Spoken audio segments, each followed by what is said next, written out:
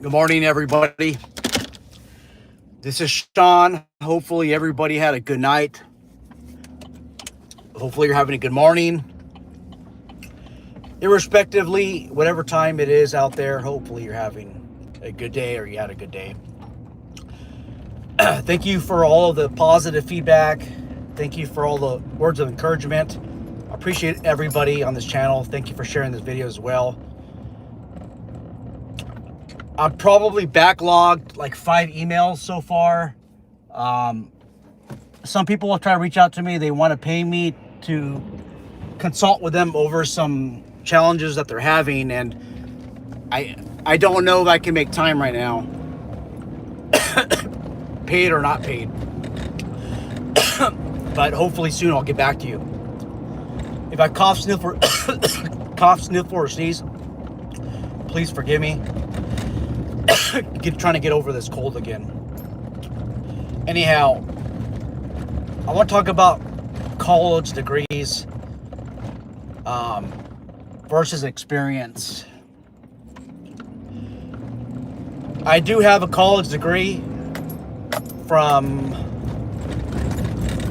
Mount San Antonio College in Walnut, California, 1998-ish, actually 1997 through 99, 2000-ish. Earned my associate's degree in law enforcement, and I worked security for about 3 years, and then I got into law enforcement, and then more or less about the 6th or the 7th year of law enforcement, I ended up earning a bachelor's degree in criminal justice from San Diego State. I got a full grant for scholarship while I was teaching at Kaplan College in Palm Springs. I ended up earning a master's of public administration at Kaplan University, which was the mother company of Kaplan at that time. Kaplan University was bought over by Purdue Global. Purdue University is a higher tier university somewhere on the East Coast. Global University is basically an online university for working adults. My San Diego State University degree was brick and mortar, meaning I think I did every single class in person. At that point in time, we started experimenting with online training or online courses.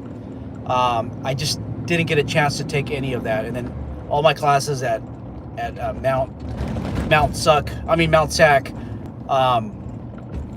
were all brick and mortar. There wasn't much of online training going on. Anyhow, the reason why I explain my experiences is I do have experience as a student in different levels of education. Some people trying to get into law enforcement want to know, is it worth getting a degree? I think it's worth it. And if you're going to get a bachelor's degree, or that's your goal, get it now. Because once you're in law enforcement, it's very difficult to obtain. Now, some of you are wondering about online universities. Hey, can you just get an online degree while you're a cop or while you're in law enforcement? And the answer is yes, you can. However, people learn in different ways. Some people learn the online route, others do otherwise. The disadvantage that I think with online training is you don't have those same conversations that you have on a break with like your professors or other students. I am not an extroverted person, but when I do have conversations, I make good use of it. The time to network is on those breaks, is on the lunch periods. It's before class, it's after class. That's the time to network. And it could be networking with other students, and it could be networking with with professors. there are barriers when you go the online route, and also I don't want to use the cliche words of dress for success, but if you're going to brick and mortar school, you're showering, you're getting ready. Hopefully you're showering, you're getting ready, you're putting on some decent clothes. But now, I mean, geez, I don't know if any of you work at a university or you stepped on university grounds. There's students that show up to class in pajamas. Yeah, pajamas, right? They don't comb their hair. I don't even know they brush their teeth. But that's a thing now, right? But it does force you to do something, right? It forces you to accomplish a task, which might mean getting ready, brushing your teeth, eating breakfast, like doing something, exercising before class. And I think all these small little things that you might be doing to get ready for class, I think it does set you up for success later on. I mean, not a guarantee, but I think it does. Now, for working adults, there are barriers to education. There's no way I could have completed my master's degree in a brick and mortar school. It's very difficult to do, especially in law enforcement. The way law enforcement works is, hey, you know what? You got school on Wednesday. I understand that, but I'm asking you to sign up for overtime because somebody is going to be sick the whole week, or they're injured on the job, and I need you to cover these different shifts. Hey, Sergeant, or hey, LT, hey, Captain, Cap, I have school on Wednesday. I understand, but I need you to go in. I just can't. Okay, well, I'm going to order you to come in. And that's the way it usually works. You can't call in sick because you just told that person, your supervisor, that you got school, and it's going to be too much of a coincidence that you call in sick. And then if you're caught on campus after you just called in sick, guys, that's grounds for termination. That's not being an honest person. So for those reasons, I do think an online route is the way to go. If you can do training or coursework where you attended in person, and then you go online also, I think that might be a better idea if you have problems going to a brick and mortar school.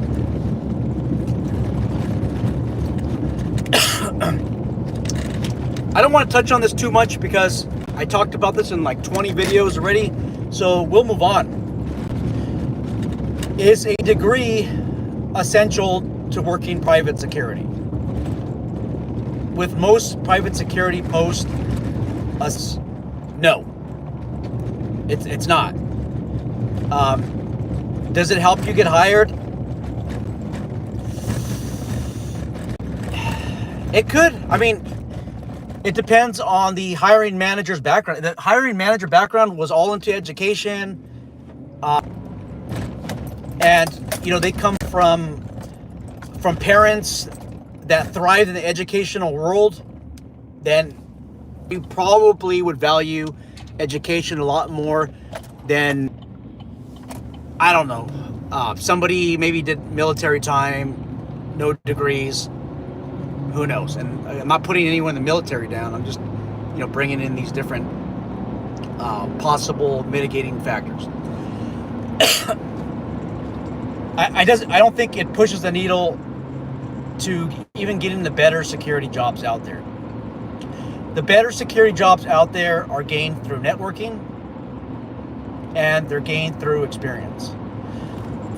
How do you gain experience if you need experience in some of these private security sector jobs? You might be asking me, and that's an awesome question. And then it goes back to networking. I don't want to use the cliche words of it's all about who you know and what you know, but it does help. And again, these breaks that you take, these lunch breaks, that you take during these classes or courses, I think you, if this is what, if you're looking for better opportunities, I think for you, the better route is to not be on your cell phone. looking up social media activity, but it's to say hi to the person that's standing next to you, that might be off on the phone. A phone is, you're usually on it to pass time, to compensate for a lack of social activity. And guys, I'm telling you, I am the most introverted person out there, but I try really hard just to greet people sometimes, and spark up a small conversation, because I'm telling you, these small little conversations lead to opportunities later on. I'm telling you that this is what happens. Let's just say you're taking a PT test for a police department. You show up 30 minutes early. Well, you should be showing up early anyways. But you show up early and you try to have a conversation with one of the people administrating the test. That helps, guys. That helps. Even afterwards, I'm not saying to be a bug, but ask some questions and talk to people. Because what happens at the end of the day is the lieutenant or somebody in command staff or somebody that has significant hiring authority or significant pull, so to speak, they're going to ask these guys that were administrating the test, hey, like, what do you think about the candidate pool? Any viable candidates? Well, who they're going to think about? They're going to think about the last person that was candidate they spoke to, and that might be you. Now, going back to security, let's just say you take an executive protection class, right? And nobody wants to take these classes because they're expensive, but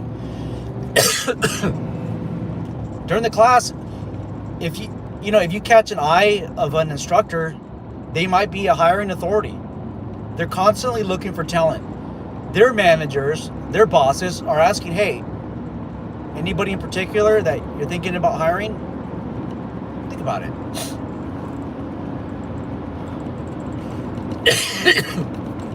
Excuse me, guys.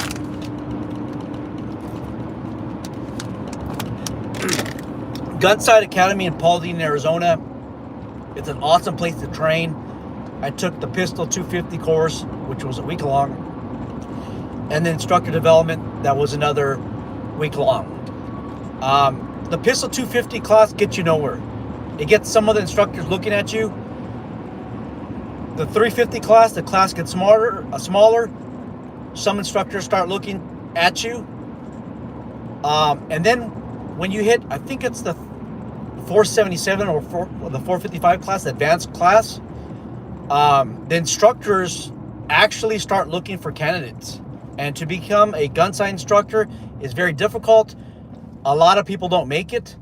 You have to teach for free for like 2 weeks or 3 weeks. And then there's another introductory phase for another 2 weeks. And a lot of them don't make it. But they're recruited from the classes, guys. And if you're the guy that just keeps to themselves, that's arrogant, you're not going to get the offers. And if you're there for training, that's great. I mean, you should be there for training anyways. But what I'm saying is, with these security classes, be somebody that's likable and that's approachable. And you have to know the fine line. If you are a complete bug, you have to acknowledge that too, that you can bug the hell out of people and they're going to avoid you at all costs. So know what your limits are. As for security management positions, does a degree help? I think a degree sometimes is a gateway tool just to get into the interview. Like maybe a bachelor's degree in criminal justice, a bachelor's degree in business, human resources. That gets you to the interview. But honestly, I think what gets you hired is the experience. Do not hesitate to take lower paying jobs that value your degree more than others if you have one. And if you don't have one, don't hesitate to take the lower paying jobs that give you management or supervisory responsibility. You don't have to work there forever. Work there, get your experience, and move on. Guys, stop working for the security companies for 2 months, 3 months, 5 months. It doesn't help with your resume. It doesn't when you keep skipping companies. If you disagree, that's fine. But if you're somebody that skips around different companies, if you're with one security company, you quit. You quit after, okay, you quit. Do that for 5 years. My question to you is, are you comfortable with supervisory position? And are you happy? Are you satisfied? I think the answer is probably, it might be yes, but for management, if you wanted a position, I think you might not be there. And I could be wrong. I could be probably wrong. But it's a thing, guys. Just stay somewhere for 2 years. Heck, get a supervisor position for 2 solid years. You might sucks.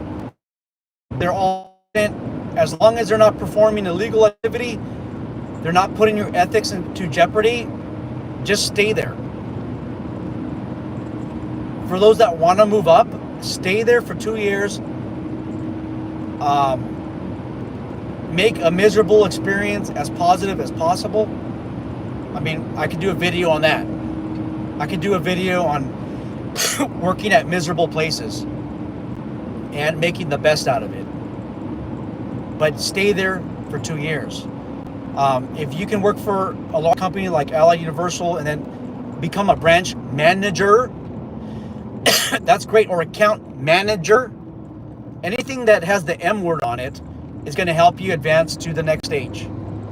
2 years, guys, is all I ask. It's 2 years.